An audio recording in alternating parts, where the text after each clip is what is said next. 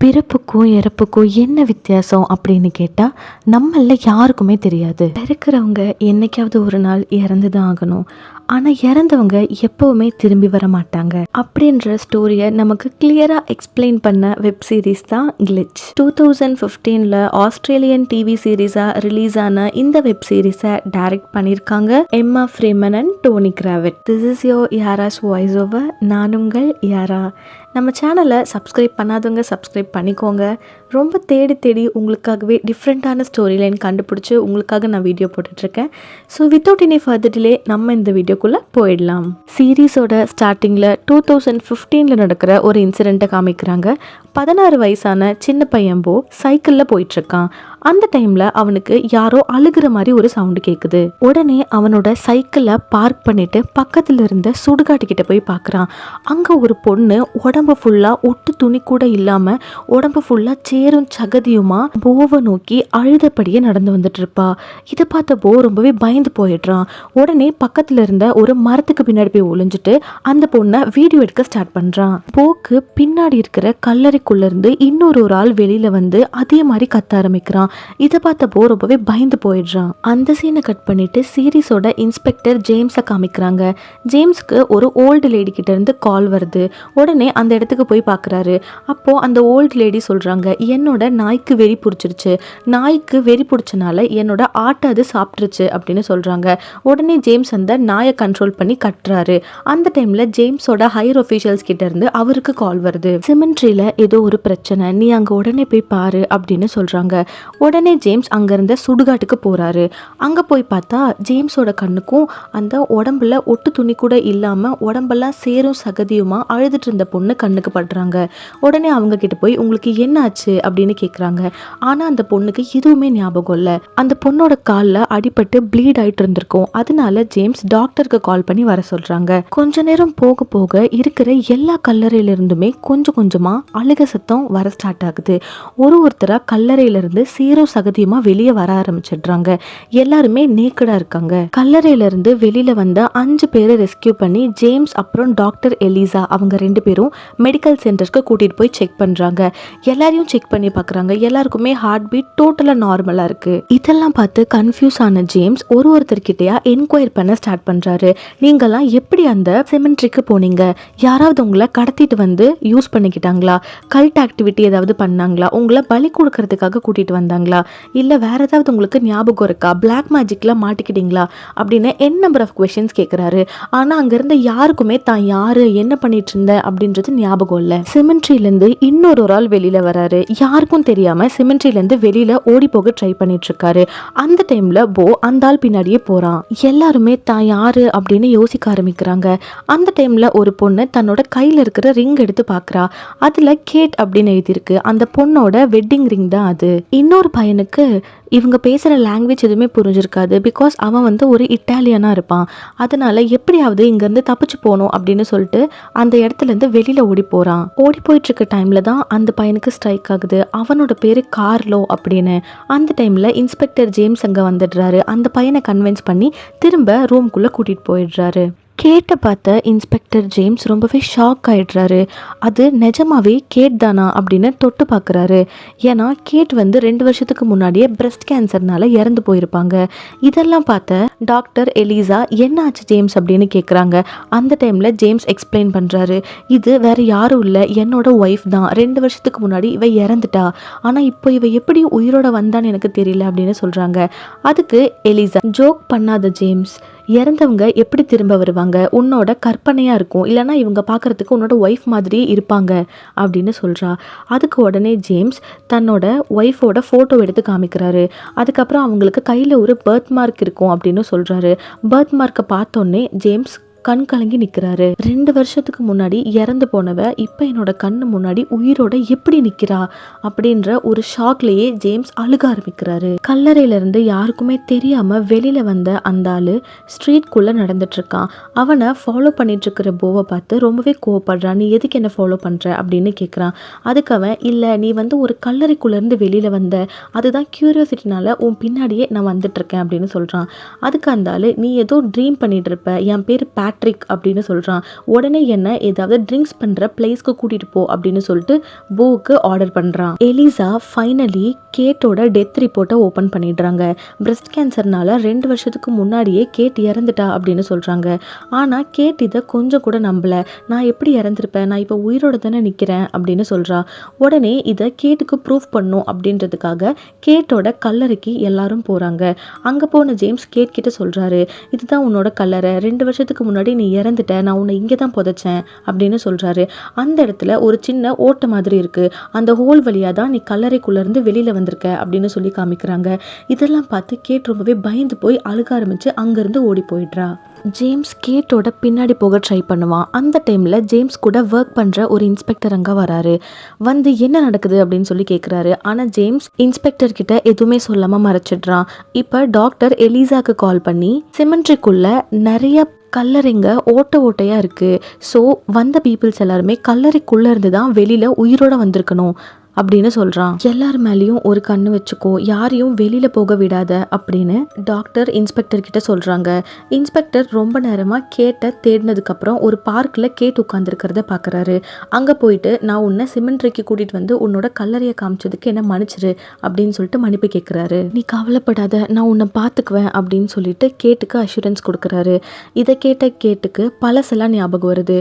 அவங்க கஷ்டப்பட்ட டைமில் ஜேம்ஸ் எவ்வளோ நல்லா அவங்கள பார்த்துக்கிட்டாரு அப்படின்லாம் அவங்களுக்கு 1 by 1 ஞாபகம் வர ஸ்டார்ட் ஆகுது. மெடிக்கல் சென்டரில் இருக்கிற ஒரு பொண்ணு புக்கில் ஆனா அப்படின்ற ஒரு நேமை பார்க்குறா. அந்த நேம் பார்த்ததுக்கு அப்புறம் தான் தெரியுது அந்த பொண்ணோட பேரும் ஆனா தான் அப்படின்னு. 1 by 1 அந்த பொண்ணுக்கு பழசெல்லாம் ரீகலெக்ட் ஆக ஸ்டார்ட் ஆகுது.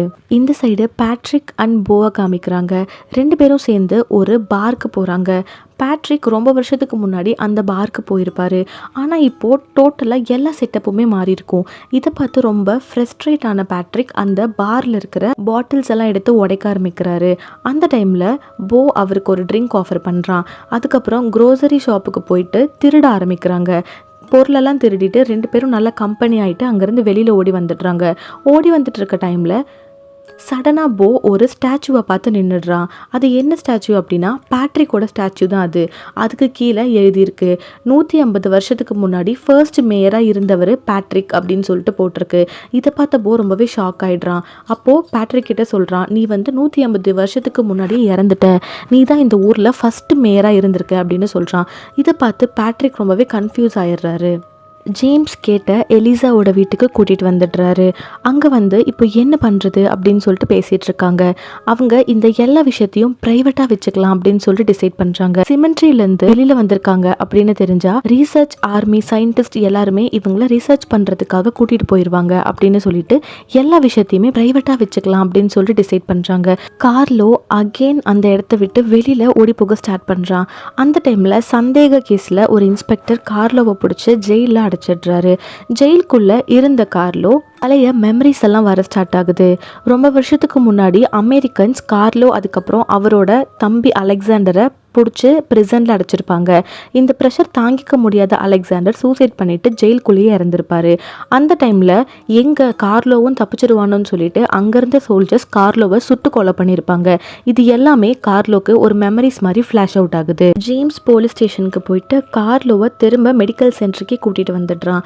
அங்கே ஆனாக்கு இட்டாலியன் தெரிஞ்சனால கார்லோ பேசுகிறத கொஞ்சம் கொஞ்சமாக டிரான்ஸ்லேட் பண்ணி ஆனா எல்லார்கிட்டையும் சொல்கிறாங்க. அந்த டைமில் கார்லோ நடந்த எல்லாத்தையுமே சொல்கிறாரு.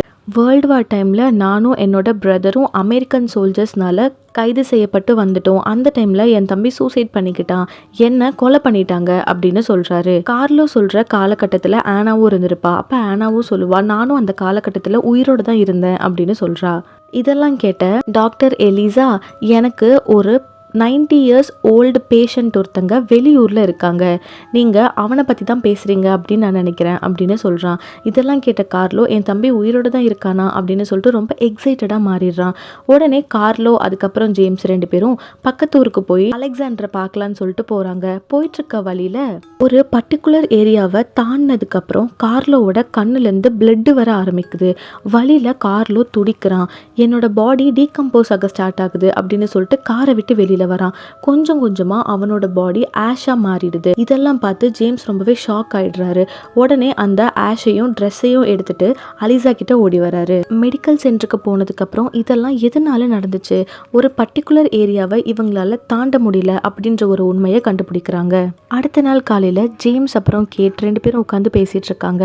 அப்போ கேட் ஜேம்ஸ் கிட்ட கேட்குறா, நான் இறந்ததுக்கு அப்புறம் என்னாச்சு, நான் இறந்த இந்த 2 வருஷத்துல நீங்க என்ன பண்ணிட்டு இருந்தீங்க, நம்ம 2 பேரும் திரும்ப ஒரு புது லைஃபை ஸ்டார்ட் பண்ணலாம், வாங்க நம்ம வீட்டுக்கு போகலாம், எனக்கு என்னோட பெட்ல படுத்து தூங்கணும்னு ரொம்ப ஆசையா இருக்கு அப்படின்னு கேட் சொல்றா. ஆனா ஜேம்ஸ் அதை ரெஃப்யூஸ் பண்ணிட்டு நீ கொஞ்ச நாளைக்கு எலிசா கூடவே ஸ்டே பண்ணு அப்படின்னு சொல்றாரு. இதெல்லாம் கேட்ட கேட் ரொம்ப ஹர்ட் ஆகுறா. நீங்க ஏதாவது என்கிட்ட இருந்து மறைக்கிறீங்களா, எதனால என்னை வீட்டுக்கு கூட்டிட்டு போக மாட்டேங்கிறீங்க அப்படின்னு சொல்லி கேட்குறா. அந்த சீன் அப்படியே கட் பண்ணுறாங்க.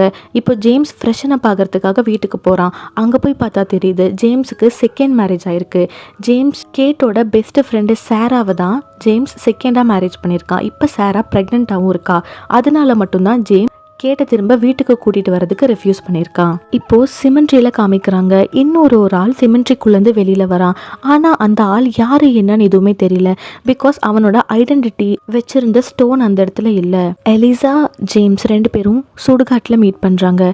அந்த டைம்ல எலிசா சொல்றா, என்னோட ஓல்டு பேஷண்ட் அலெக்சாண்டர் நேத்து நைட்டு கார்லோ இறந்து சேம் டைம்ல இறந்து போயிட்டாரு.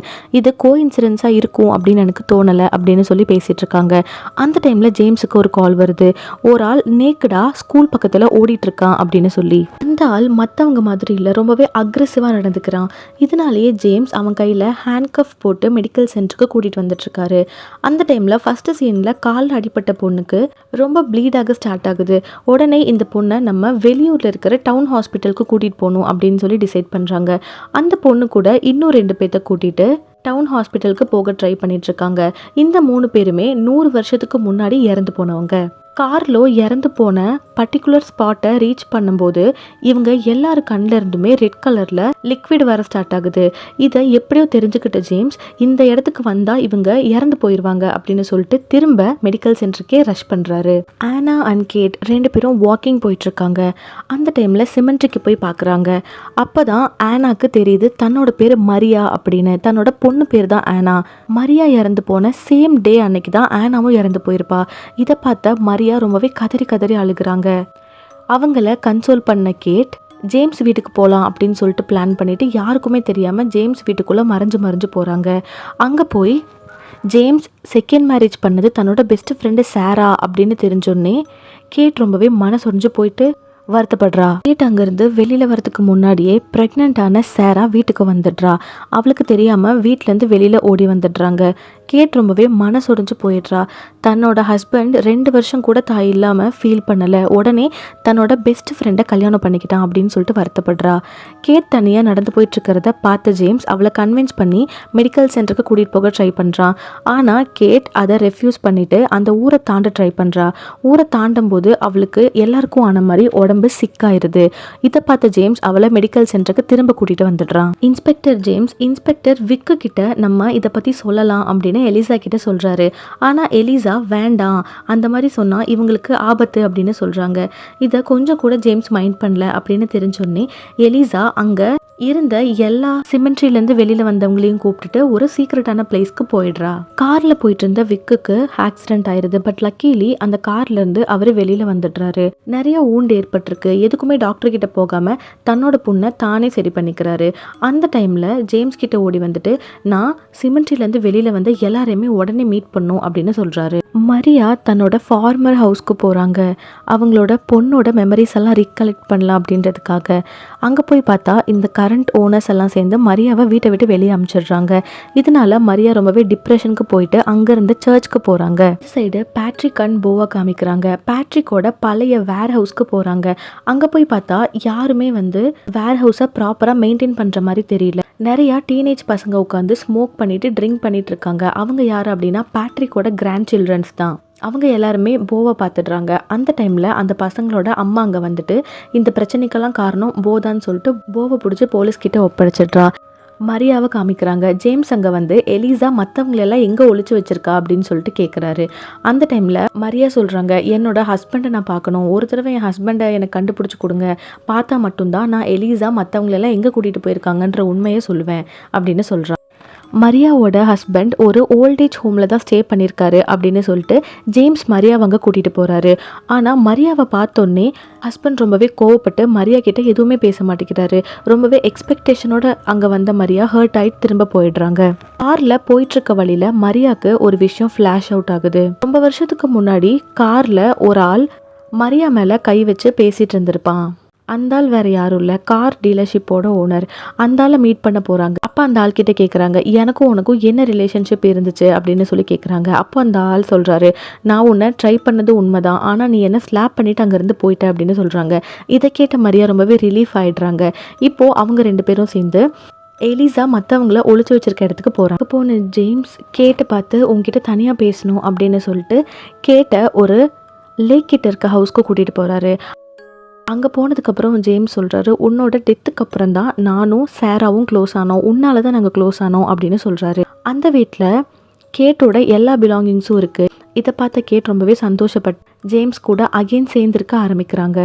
இந்த சைடு புதுசாக வந்த ஆள் யார் கூடயுமே சேர மாட்டேங்கிறான். யாராவது அவர்கிட்ட பேச ட்ரை பண்ணால் கூட அவங்கள இக்னோர் பண்ணி அடிக்க ஸ்டார்ட் பண்ணி ரொம்ப அரகெண்ட்டாக பிஹேவ் பண்ணிகிட்ருக்கான். அடுத்த நாள் மரியா தன்னோட ஏஜான ஹஸ்பண்டுக்கு ஃபுட்டு கொடுக்க ட்ரை பண்ணுவாங்க. ஹஸ்பண்ட் மரியா கிட்ட சரியாக பேசாமல் கோவப்படுறான். இப்போ ஃப்ளாஷ் அவுட் ஆகுது. கார் டீலர்ஷிப் ஓனர் கூட மரியாவுக்கு இல்லீகல் ரிலேஷன்ஷிப் இருக்குது அப்படின்னு நினச்சி மரியா கூட பேசாமே இருந்திருப்பாரு. இதனால ரொம்பவே கோவப்பட்ட மரியா கார் எடுத்துகிட்டு வேகமாக போயிருப்பாங்க. அந்த காரில் தான் மரியாவோட பொண்ணு ஆனாவும் இருந்திருப்பா. அந்த கார் ஆக்சிடெண்ட் ஆகிருக்கும். ஆக்சிடெண்ட் ஆன காரில் இருந்த அம்மா பொண்ணு 2 பேருமே இறந்து போயிருப்பாங்க.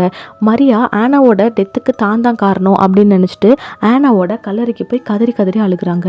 இதை பார்த்த இன்ஸ்பெக்டர் விக் மரியாவை கன்வின்ஸ் பண்ணுறாரு. இதோட சீசன் 1 முடிஞ்சிருச்சு. ஸோ இந்த ஸ்டோரி எப்படி இருந்துச்சு? ரொம்பவே டிஃப்ரெண்ட்டான ஒரு ஸ்டோரி லைனாக இருந்திருக்கும். இதோட சீசன் 2 வேணும் அப்படின்னா கமெண்ட் செக்ஷனில் கமெண்ட் பண்ணுங்கள். தேங்க்யூ ஃபார் வாட்சிங்.